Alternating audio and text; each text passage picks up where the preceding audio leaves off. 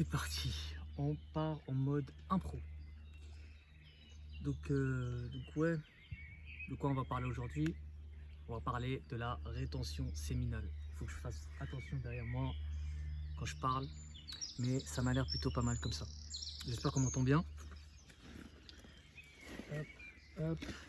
Bref, rétention séminale les gars, ça fait un mois et une semaine, donc 37 jours, que je suis en rétention séminale.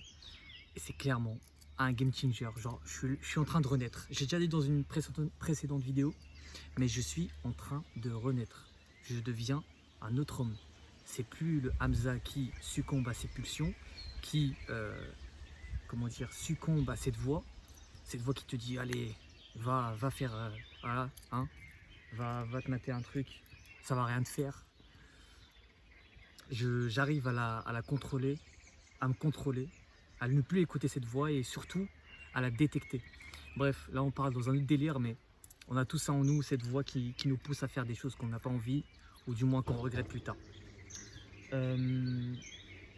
Ouais, première fois là que je filme comme ça en mode podcast, donc forcément je regarde un peu aux alentours et tout. Moi qui parlais du détachement la dernière fois, c'est là que ça va m'entraîner. Dans tous les cas, est-ce que je vais poster cette vidéo ou pas? On verra, parce que ça part un peu dans tous les sens. Tout ça pour dire que 1 mois et 7 jours de rétention, j'ai remarqué des effets à la rétention au bout de 3 semaines, 1 mois. Donc des effets vraiment bénéfiques. Déjà, énergie à fond. Je dors très peu, j'ai besoin de très peu dormir en fait. Bon, des fois c'est chaud, je me fais des petites siestes par-ci par-là. Enfin surtout l'après-midi on va dire quand j'ai besoin. Mais généralement, j'ai moins besoin de dormir pour bosser. Et surtout, j'ai plus d'énergie le matin. Genre le matin, je suis pas là, ah, vas-y, faut que je me réveille, faut machin. Dès que le réveil sonne, boum, ça me réveille. J'ai un pic de cortisol ou je sais pas ce que c'est. De base, on l'a tous déjà quand on se réveille. Mais là, le pic de cortisol, tu vois, il me réveille d'un coup et je peux plus me rendormir. En fait, si je me rendors, ce que je vais avoir comme sommeil, ça va pas être très efficace, très récupérateur. Donc forcément, je me dis, autant qu'à faire, autant se réveiller, autant commencer la journée et prendre de l'avance.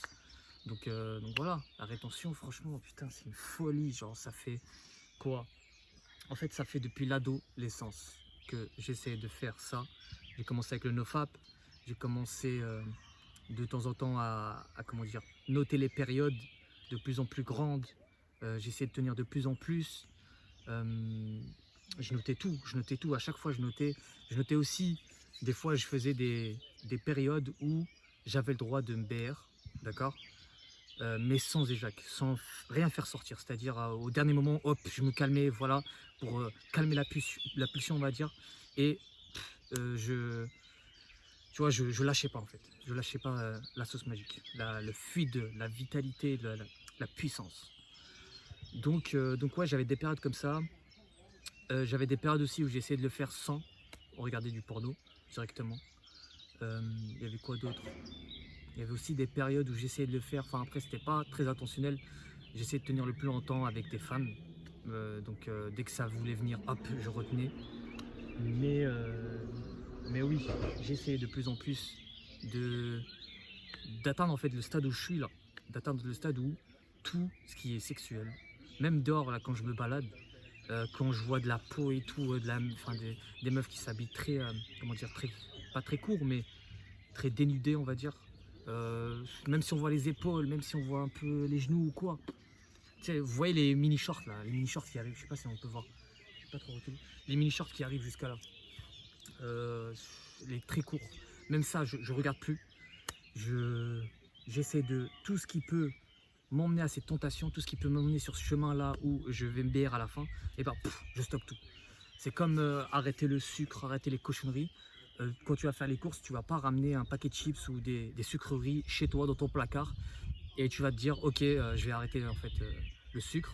Alors que tu as des cochonneries dans ton placard, c'est beaucoup plus dur de succomber à la tentation quand tu as des trucs déjà chez toi en fait, à portée de main.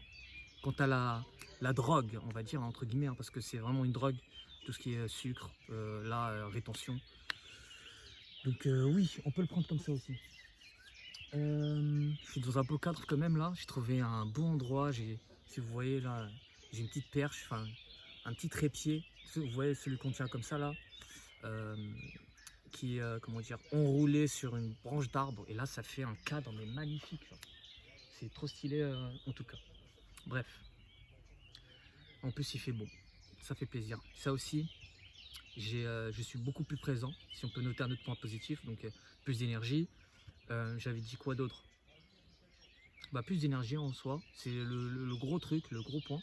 Plus discipliné du coup. La discipline, mais c'est tellement plus simple. À l'époque, quand je me BR, quand je fappais tout simplement et que j'essayais de me discipliner pour lancer des projets, pour lancer des choses, entreprendre, aller comment dire, à la salle, euh, je tenais une semaine, 2 semaines max, et après je faisais de la merde, j'arrêtais complètement, je maintenais pas en fait le rythme. Donc là, avec la rétention, genre c'est tellement simple. En fait, j'ai un débordement d'énergie tellement puissant, qui, genre ça déborde en moi, que si je fais rien, genre en fait c'est même pas si je fais rien, c'est que si j'ai quelque chose à faire, peut-être des fois je vais me dire oh j'ai la flemme machin, je me dis juste non Hamza il faut le faire, et j'y vais. Alors qu'à l'époque, je négociais mais tellement avec moi-même. Je prenais au moins, je sais pas moi, je vais pas dire 5-15 minutes, mais je négociais quand même beaucoup avec moi-même. Ouais, allez, fais-le, machin, non, vas-y, ne fais pas au final, machin. Bref, je négociais avec moi-même et du coup, je le faisais pas. Alors que là, le fait d'avoir tellement d'énergie et de se sentir capable de le faire, et bah, je le fais directement comme je suis capable de le faire, boum. J'ai plus besoin, comment dire, de négocier autant avec moi-même. Et surtout, je négocie avec cette voix de merde là, qui te dit va te BR, va rien faire de ta vie, va manger de la merde. D'ailleurs, ça c'est un petit tips. Quand vous êtes en rétention séminale, le sucre, c'est comment dire, c'est le piège aussi. Le sucre, en fait, tout ce qui te donne de la dopamine, en plus, c'est vraiment, je regarde juste le temps, 7 minutes. On est bien encore, on va faire 10 minutes, comme ça c'est bon. Le sucre, c'est vraiment le piège. Dès que je mangeais un truc sucré, bon, les fruits, etc., on compte pas, mais dès que je mangeais un truc transformé, industriel, sneakers, chips, je sais pas, de la merde, quoi. Et bah, ça donnait, comment dire, ça ouvrait une porte plus simple pour se BR. En fait, tu reçois un shot de dopamine et tu te dis, allez, putain, il me faut encore cette dopamine, du coup, qu'est-ce qu'il y a de plus simple? C'est la BR. Voilà. Donc, ouais, pour moi en tout cas, c'est ce qui fonctionne. Et en rapport du coup avec la nourriture, le jeûne c'est un super pouvoir aussi.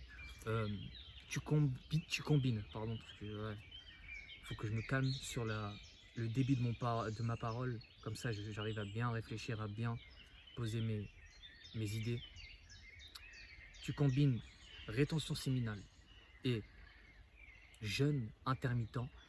Donc jeûne intermittent, soit tu manges pas le petit déjeuner, tu zappes et tu manges le reste, soit tu manges qu'une seule fois par jour. C'est ce que je fais, ça marche très bien. J'ai de l'énergie full, pas besoin de faire le vaisselle, pas besoin de faire de la cuisine H24, pas besoin surtout de digérer, prendre de l'énergie les gars. Digérer, prendre de l'énergie, quand tu digères, quand tu manges et que tu veux bosser, tu veux être productif, c'est impossible presque. Vous l'avez tous remarqué de toute façon, à l'école, à midi, après avoir mangé bien comme il faut, est-ce que tu as envie de charbonner la première heure de cours? Est-ce que tu as envie de bosser? Est-ce que tu as envie d'apprendre des choses? Est-ce que... Non. Moi personnellement, j'allais tout simplement dormir. J'étais comme ça là, avachi sur ma table. Non, abuse pas quand même, mais faut pas abuser. Mais quand même, des fois, ouais, si je mangeais vraiment beaucoup, je m'avachais sur la table où j'étais comme ça à écouter comme je pouvais. Enfin bref. Donc ouais, le jeûne, c'est vraiment un cheat code en plus de la rétention séminale. Donc boost d'énergie, discipline. Et puis qu'est-ce qu'on peut dire d'autre? Détachement aussi, c'est pas mal. J'en avais parlé sur la première vidéo. Détachement, c'est pas mal. Puis ouais, franchement là, je ne vois aucun moyen, aucun monde où je retourne, où je relapse. Je sais que c'est possible, je sais que tout est possible. Je vais pas me dire ouais, je vais jamais relapse machin, parce que c'est le meilleur moyen. C'est le piège aussi de se dire ça et au final tu le fais et après tu culpabilises. Donc je me dis toujours ouais, c'est possible, tout peut arriver. On est tous faibles, mais là j'en vois aucune utilité en fait. C'est le, comment dire, j'ai plus de bénéfices en rétention séminale que quand je suis dans ma période nofap et j'ai envie de garder cette énergie-là. Je suis peut-être un peu égoïste, on va dire. Et je l'assume, je suis égoïste. Je garde cette énergie pour moi. Je ne vais même pas la donner à une femme ou quoi. De toute façon, j'ai pas besoin. Là, ce que je dois faire, c'est me concentrer sur moi-même. Et c'est ce que je vous conseille, les gars. Faites un truc. Si vous êtes en rétention et que vous faites rien, c'est le meilleur moyen de relapse. Genre, vous allez avoir tellement d'énergie qui déborde, tellement d'énergie que ça va pas être possible en fait de tenir. Vraiment. Ça va sortir au bout d'un moment. Enfin bref. On est bientôt à combien de minutes là? 10 minutes 39. On va dire que c'est la fin de la vidéo. Je vais même pas faire de cut, on va laisser tout le début. Et puis ouais, je vais faire des petites vidéos comme ça par-ci par-là parce que ça m'intéresse de plus en plus de vous partager mon expérience. En tout cas sur la rétention séminale. Je sais pas comment je vais l'appeler cette vidéo. On va dire mon ressenti après un mois. Après, non, 37 jours on va dire. 37 jours de rétention séminale, mon ressenti, je sais pas, un truc comme ça. Enfin voilà. Je vous laisse les gars. Je vous dis à la prochaine. Tenez bon. Si vous n'êtes pas encore en RS, en rétention séminale, mettez-y, genre focussez sur ça. Au début, ça va être dur. Au début, c'est vraiment compliqué. Faites du nofap, faites des longues périodes à chaque fois. Vous écartez les périodes où vous relapsez. Et petit à petit, ça va venir. Mais c'est un long cheminement. J'ai pris, depuis l'adolescence, j'ai 25 ans. Donc j'ai pris énormément de temps pour ça. Et je regrette en vrai de ne pas avoir commencé plus tôt. Maintenant que j'y suis. Donc commencez le plus tôt possible les gars. Et tout ce que vous voulez entreprendre, tout ce que vous rêvez, toute l'ambition que vous voulez, que vous avez à faire des choses, avec la rétention en fait c'est beaucoup plus simple. C'est une base mais ultra solide pour la suite de votre vie. Enfin bref, je vous dis à la prochaine. Et puis là on se revoit dans je sais pas combien de jours de rétention. Allez, salut.